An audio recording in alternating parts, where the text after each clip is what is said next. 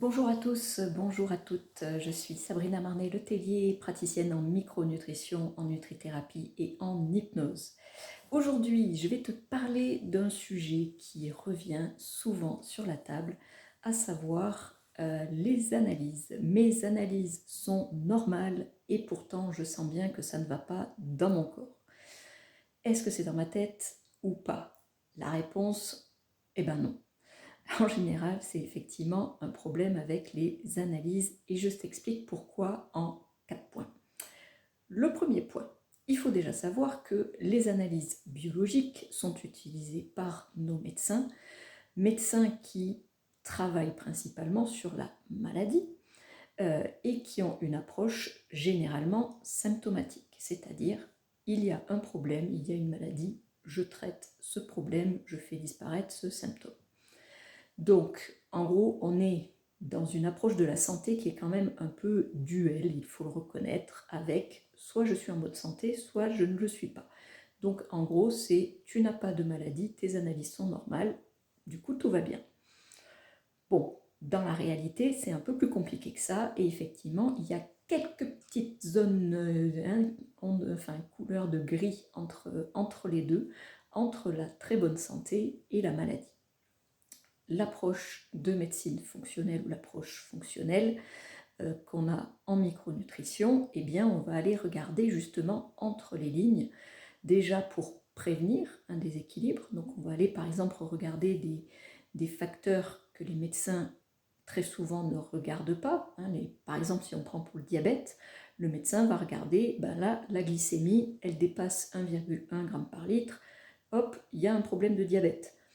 En micronutrition ou en médecine fonctionnelle, on va regarder un ratio entre la glycémie et l'insulinémie, qui est un ratio appelé indice OMA, qui va déjà dire « Ah bah tiens, là, attention, c'est pas bon, tu es en prédiabète ».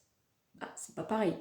La différence, c'est que tu peux quand même agir quand tu es dans le diabète, mais là, déjà, tu peux prévenir et tu peux dire « Ah, je commence à être un peu hors des clous, on va vite rétablir la barre ». Donc ça, c'est une chose. On ne va pas exactement regarder la même chose, ou en tout cas, on va peut-être le lire un peu plus entre les lignes. Par exemple, moi, quand je regarde aussi les transaminases, eh bien, au-delà d'un certain niveau, je me dis, commence à y avoir une petite inflammation, peut-être au niveau du foie, il y a un petit truc qui ne va pas. Ça veut pas. Et le médecin, pour lui, tout va bien. Effectivement, il n'y a pas de maladie du foie. Super. Mais par contre, on peut déjà commencer à y travailler dessus un petit peu avec des plantes, on peut l'accompagner, et la personne se sentira déjà mieux. Voilà, première chose. Deuxième chose, le problème des normes. Alors, il y a des normes qui sont complètement à côté de la plaque, je dirais, qui n'ont pas été revues, peut-être depuis 40 ans. L'ordre des médecins fixant ce qui doit être dosé, ce qui doit être remboursé, mettant au point des normes. Sauf que parfois, on se demande un petit peu si c'est mis à jour. Parce que quand je dis ça, je pense notamment au problème de thyroïde, où ça fait 40 ans qu'il y a des médecins qui alertent justement en disant les normes de TSH sont pas bonnes, elles sont beaucoup trop larges. On demande aux gens, on bloque souvent les dosages de T3 et de T4 alors que les études montrent clairement que la TSH n'est pas un bon marqueur parce que ça varie trop, parce que ça donne juste une information sur un bout du fonctionnement de la thyroïde, mais ça ne donne aucune information sur, par exemple, la transformation de T4 en T3, la T3 étant l'hormone active, la T4 étant une hormone de stockage. Donc la T4, elle peut être nickel, mais si elle ne se transforme pas en T3, du coup, ça ne va pas, la personne est en hypothyroïdie, la TSH ne va pas donner d'infos sur ça. Bon, malgré tout, on s'obstine encore à ne donner que des TSH. Et alors ce matin, j'ai même vu pire, c'est j'ai vu un labo où ils ont encore monté la norme de la TSH. Déjà 4, c'était pas suffisant, les personnes n'étaient pas encore assez en hypothyroïdie, alors on va encore la monter. Comme ça, quand elles seront vraiment hors des clous, alors là, il n'y aura pas d'autre choix que de leur filer du lévothyrox. Voilà, c'est con, on aurait pu agir avant. Bref. Donc voilà, il y a des normes comme ça qui, pour moi, ne sont plus à jour. Alors, dis pour moi, mais c'est pas que moi, hein, vous avez plein de médecins formés en médecine fonctionnelle et autres qui vous le diront aussi. Donc il y a ce problème-là de normes qui ne sont plus à jour. Deuxième souci, en termes de normes, quand on a notamment tout ce qui est vitamines et minéraux, et bien souvent les normes ne reflètent pas on va dire le bon état de santé de la personne. C'est-à-dire que ce sont des normes qui sont calculées déjà souvent labo par labo, et ça va correspondre à une courbe de Gauss, et donc on a 80% des personnes qui viennent, des valeurs des personnes qui viennent à ce labo. Si toutes les personnes qui viennent à ce labo sont bizarrement carencées, par exemple en vitamine D ou en fer, eh bien on se retrouve avec des normes complètement débiles qui ne reflètent plus le niveau santé pour ces vitamines-là. Par exemple, la vitamine D, ce matin j'ai regardé encore, j'avais une consultante qui m'a montré ses analyses. Alors la vitamine D, alors, elle était déjà sous la norme du labo, mais la norme du labo, alors je crois que c'était 30 à 60 nanogrammes par millilitre, si je ne me trompe pas. Sauf que, manifestement, en tout cas selon les professionnels de médecine fonctionnelle, selon les dernières études qui paraissent, eh bien, pour avoir vraiment un effet protecteur en termes d'immunité, avoir un effet protecteur au niveau santé osseuse, eh bien, il faudrait plutôt être à 70-80 et pas du tout un maximum à 60. Donc là, le max de la norme du labo n'était même pas le minimum on va dire, de la norme santé. Donc complètement à côté des pompes. Et c'est assez fréquent où on me dit, là, regardez, mes analyses, tout va bien. Je dis, ouais, mais quand on le regarde avec les bonnes normes, eh ben, vous êtes carencé en fer, vous êtes carencé en vitamine D, vous êtes carencé en vitamine B12 et B9. Mais sinon, tout va bien, effectivement. Voilà. Et bizarrement, quand on complémente les personnes, elles se sentent mieux, dites donc. Ça c'est fou. Alors, je précise que ces normes, c'est pas moi qui les définis. Donc, c'est défini par des professionnels qui étudient un petit peu le domaine. Donc, oui, selon les professionnels, parfois on a un petit peu des normes qui varient. Selon les références, on peut avoir, par exemple pour la ferritine, certains experts, moi en tout cas ce que j'avais appris c'était un minimum de 50 pour la ferritine, chez d'autres ce sera minimum 60. Bon, ok, mais c'est pas 15 quoi, comme on peut trouver sur les analyses. Donc ça c'est quand même important à se le rappeler, et c'est un peu pareil pour les hormones. Notamment les hormones sexuelles, œstrogènes, progestérone, etc., qui sont des hormones qui sont très variables chez la femme, n'est-ce pas? Eh bien, je me suis aperçue, depuis que je suis formée sur l'approche hormonale, que toutes ces normes d'hormones sont beaucoup trop larges. Et effectivement, on ne peut rien en tirer. C'est d'ailleurs pour ça qu'il y a de moins en moins de médecins qui les prescrivent, parce que finalement, tout le monde est dedans. À quoi ça sert d'avoir une norme si tout le monde est dedans, et donc c'est absolument pas discriminant. En fait, par exemple, si vous prenez les valeurs en oestrogène pour pour la première phase du cycle, donc entre les règles et la phase ovulatoire, eh bien, ça prend toutes les valeurs, donc la moyenne des femmes sur cette phase-là. Sauf que sur cette phase-là, eh bien, vous avez déjà, on n'ovule pas toutes au 14e jour. Il y a des femmes qui vont ovuler au 13e, au 12e, au 10e jour. Et du coup, à l'ovulation, les taux d'œstrogène, ils grimpent. Donc, ça va forcément impacter la moyenne.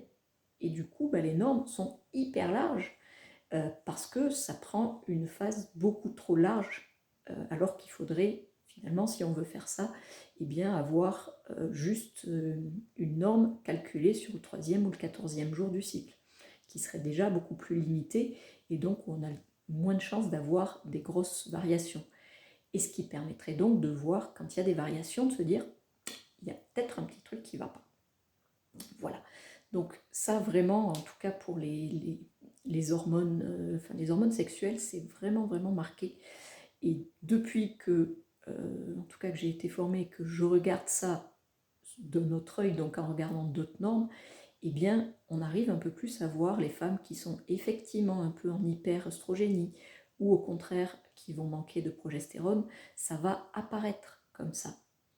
C'est tout simplement parce que on zoome un petit peu plus et donc ça permet de voir les petits déséquilibres. Tout en gardant en mémoire que, voilà, on n'est pas un tableau de chiffres, hein, que parfois on peut avoir aucun symptôme et tout va bien, et que nos hormones soient a priori pas dans les normes. Est-ce que pourtant il faut les bouger? Non, le corps a l'air de bien s'en tirer, il n'y a pas de problème. Bon, ok, continue comme ça. Voilà. Et il y a une autre explication, je vais y venir après. Donc voilà, déjà, on a ces points-là qui peuvent faire dire que oui, vous êtes effectivement dans les clous, mais pourtant, vous n'êtes pas dans les normes santé, et donc ça peut expliquer que ça n'aille pas si bien. Troisième point, c'est aussi tout simplement le problème de, si on regarde à gauche et que le problème se situe à droite, on ne va pas voir. C'est-à-dire que vous pouvez avoir tout nickel sur les analyses, mais si on n'a pas analysé les choses plus pertinentes pour vous, eh bien forcément, on ne va rien voir. C'est l'exemple pour la thyroïde. Ah votre TSH, elle est très bien, madame. Ah ouais, mais moi j'ai tous les symptômes, je suis fatiguée, je suis frileuse, je perds mes cheveux, ça va pas du tout. Ouais, votre T3, elle est KO. Mais on l'a pas regardé, alors on peut pas savoir. Voilà. Donc ça aussi, c'est important.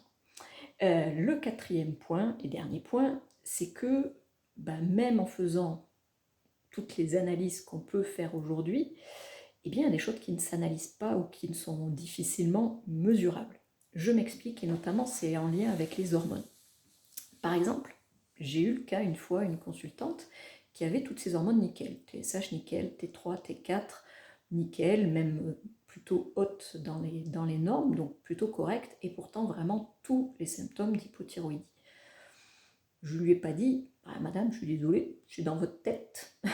Alors, on peut toujours dire, ok, moi je ne vois pas le problème, on peut renvoyer vers un médecin ou un médecin en médecine interne ou des choses comme ça, parce que des fois, il y a des choses qui se cachent derrière et on ne sait pas. Peut-être qu'il y a d'autres analyses à faire.